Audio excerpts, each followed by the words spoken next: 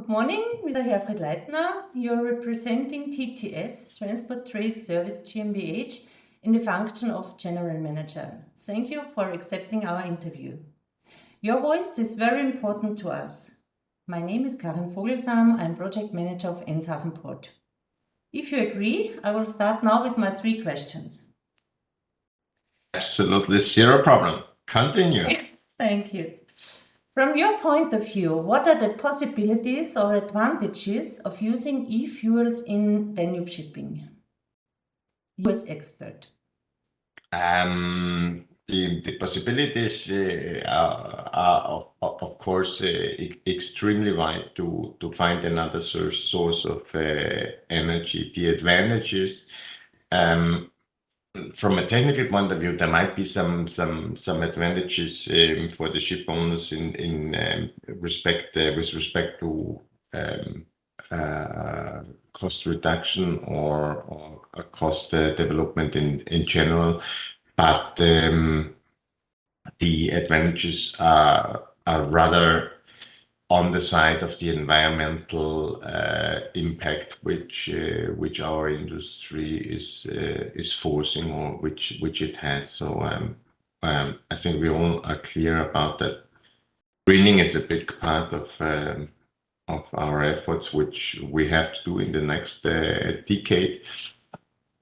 We have to become as green as possible, with some countries going or defining targets with being climate neutral by 2040. So the whole industry, the whole sector is on the search practically for new possibilities of finding energy sources, and the e-fuels are one of them.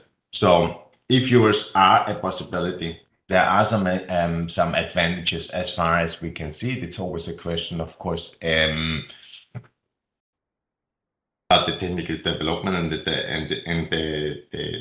the state of the art, the current and the understanding of currently what is possible in the e-fuel sector. But the advantages are on the green side of the business, the reduction, CO2 reduction. Okay, thank you. The second question, do you see other ways in which inland navigation on the Danube could contribute to a CO2 reduction? Of course, I mean, if you, as a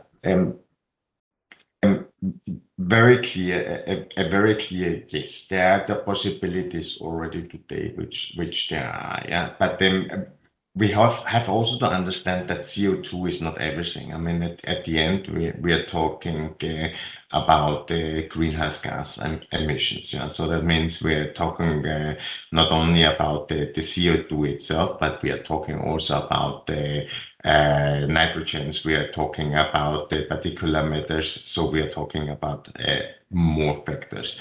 E-fuels are one of the possibilities, but I think generally, or at least we as ship owner, it rather skeptical because of the cost of production, what we see today, and so to your question, with regards to the CO2, there are other short-term measures which we can do as an industry to reduce CO2, as a particular CO2 emissions. Produce FAME, you can use HVO, you can electrify smaller boats like ferry boats or something like that, or port pushes. So that is technically already possible today. That is more or a question about the infrastructure, but at the end there are easier ways e-fuels. Yeah. Because the big question is, where do you get e-fuels from? I mean, that is the major, and then I don't know even a single test with e-fuels in our in our engine class, which we do have in the inland navigation. Yeah. So I don't know if you have any idea about some, but Okay. I don't know any testing scenarios on the e-fuels so far. Okay, the third question is, do you see, do you cite any success story in your area of expertise? Are there any already you can mention? You mean in general with regards to the CO2 reduction, yeah? Exactly, or energy transition, yeah. Or energy transition. Yeah, of course. I mean, there are different different success stories and also on our side. I mean, the whole industry as to see it overall and to see it from a bigger perspective, the whole industry is confronted with the stage 5 requirements. Stage 5 requirements that doesn't define now clearly that it must be diesel with what your source of energy is. Stage 5 just goes down to values. So it is the value about CO2. I mean, what is the exhaust, about the nitrogen, about the particular matters, all that what I have mentioned already. So you have to reach it. How you reach it, it's more a question about the technology which you're using. And then that technology, we have to be clear,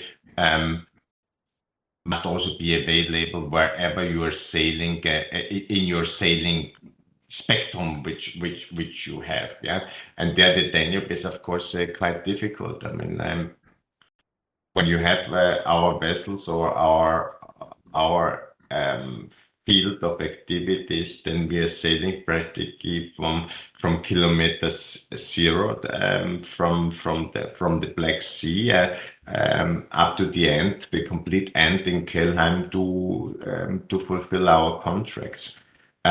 So whatever fuel you are choosing for the transversion into stage 5 to fulfill practically your green obligations, which you have to fulfill, is always a question about where do you find this fuel, this energy source along on your traveling route, yeah? And I don't have to tell you, you're an expert yourself. I mean, when we start with a convoy sailing at the kilometer null down at the zero on the Black Danube, on the Black Sea, sorry.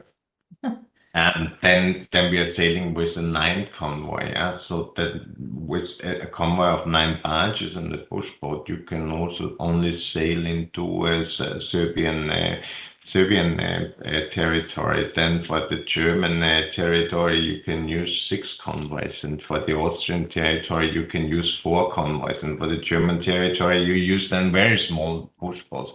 So at the end, you are ending up using 3 to 4 different push boat types along the Danube for transporting from the beginning to the Danube to the end of the Danube, and that makes it extremely difficult then when you have other sources of energy than diesel, because diesel is everywhere. We have the infrastructure. The bunker boats are all available, regardless if it is in the port of Enns or if it is in the port of Budapest or if it's in the port in the Belgrade area. I mean, diesel you have everywhere available. Whatever you're thinking now about other possibilities, about other sources of energy, and also, of course, e-fuels. It's a question, how do you get the e-fuels there? Who is going to produce it? For what price is it going to produce? How is it subsidized then in the different countries, or is it not subsidized? What is the price of availability in the port of Kelheim, or what is the price of availability in the port of Enns? I mean, there are so many questions about the e-fuels which are not to answer today. Yeah. I think also e-fuels. I don't know, but you're more the expert than me. Also a question about the allowances and the permits to handle them in the ports. I mean, as an example, when you talk as a source of energy about hydrogen, for example, you have the big problem that most ports are not allowed to handle hydrogen in a bigger manner, and it is also not an option now that we are greening the inland navigation sector, but we're bringing then 15 kilogram of hydrogen with a truck into the port. I mean, that makes also no sense if you need a few thousand kilograms. So I mean, there's going to happen a lot. So in our area, what we are doing is we are working together with international companies which are specialized in exhausting and scrubbering systems. So that means systems which are actually after treatment systems. So we're using normal diesel engines because the energy is everywhere available. And then in the after treatment system, we are working technically together with companies to develop here possibilities of capturing the CO2, capturing the particulate matters, and so on. Because of two reasons. Because of we're interested, of course, it is important for us the greening of our fleet, and the second is, of course, to fulfill also the obligation of the stage 5 regulatives which we have. Yeah. So e-fuels for the future, we see rather skeptical to be 100% honest. Yeah. So we also, to be honest, I mean, if e-fuels have some advantages, of course, but we have no experience with it until now as a sector. Yeah. So it has somehow we have to find a starting point for the e-fuels where we can start living it, or where we can start rolling it out or testing it and so on, because we all remember when we were talking about LNG as a liquid source of energy, then we all remember that what we could technically it was possible that every technician knew, but the problem is when you put it into life, when you see it then on a vessel and so on, you discover that it might not be that easy to handle, or that it is not that easy as it was thought in the beginning from a technical point of view.